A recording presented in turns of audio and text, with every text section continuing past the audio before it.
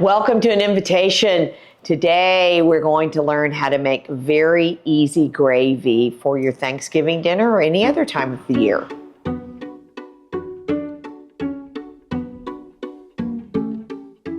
When you're making gravy, you want to make sure that you cook it low and slow. That's what's really important because you don't want to burn it.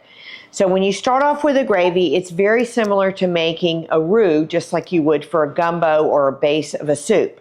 So we're going to start off with a half a cup of butter. Now some people like to use oil, but for gravy I absolutely like to use butter.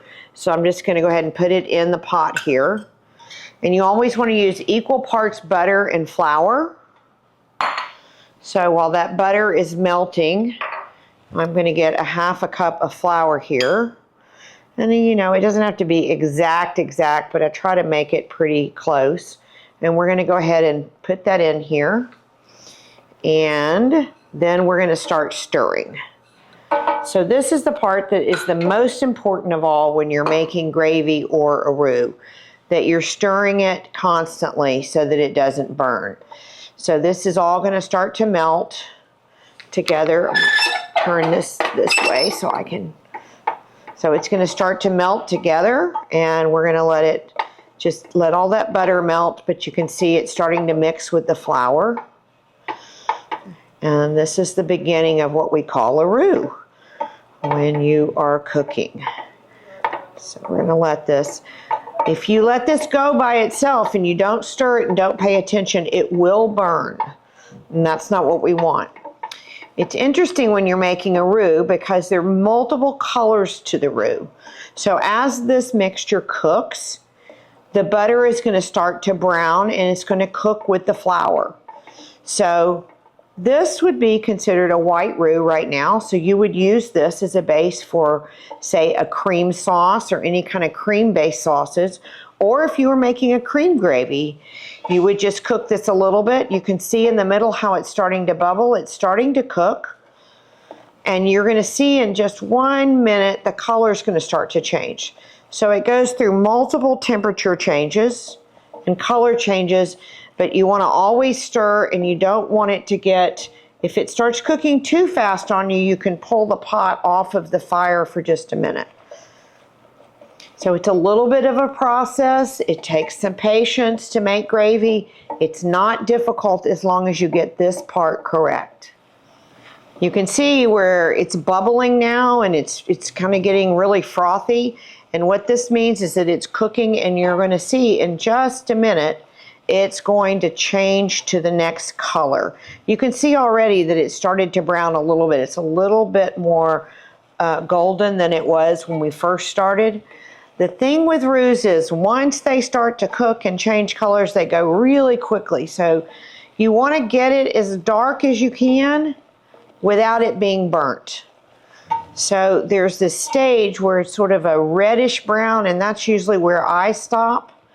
After the reddish brown stage, there's a dark brown, and then there's also a black base roux. But I really like to start sort of at the reddish brown color because then you know it's not burned, it's just nicely cooked.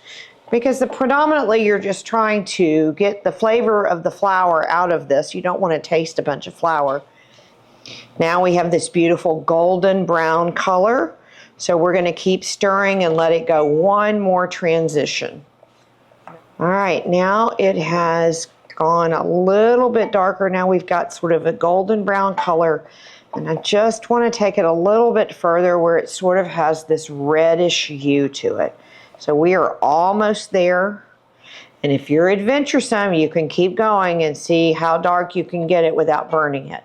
The key is to keep it moving and to keep it on sort of a medium to medium-low heat. So it's cooking, but it's not going so fast. So, all right, we are here. Look at that beautiful reddish brown color that's there. People are always in a hurry on Thanksgiving Day, and they want to hurry through this, and that's usually why the gravy does not turn out well. It gets lumpy.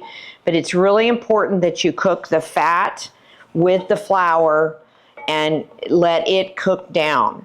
You can always make this ahead of time, and if you want to add the turkey drippings into it, you can add that later.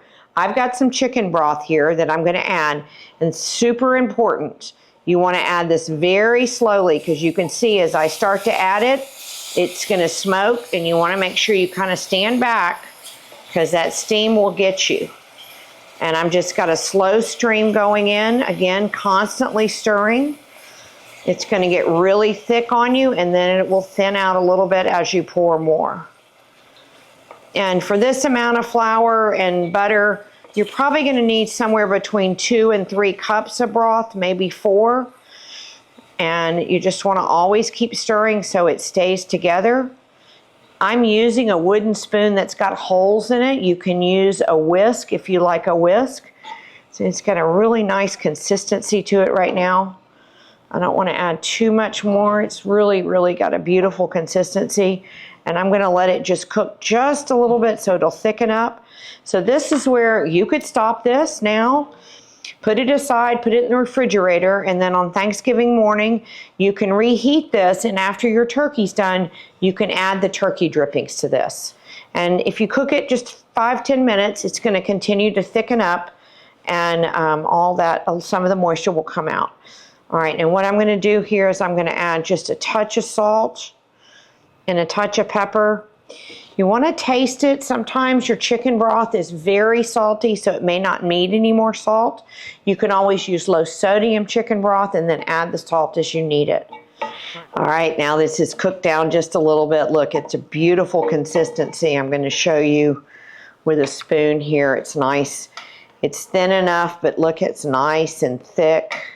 It's beautiful, and it's got a beautiful color to it. This is enough gravy probably for 4 people, but you know, some of you guys out there, you might like to just eat a whole bowl of gravy or have a little turkey smothered in gravy. So if that's the kind of guys you are, you may want to make more than this. So let's give this a taste.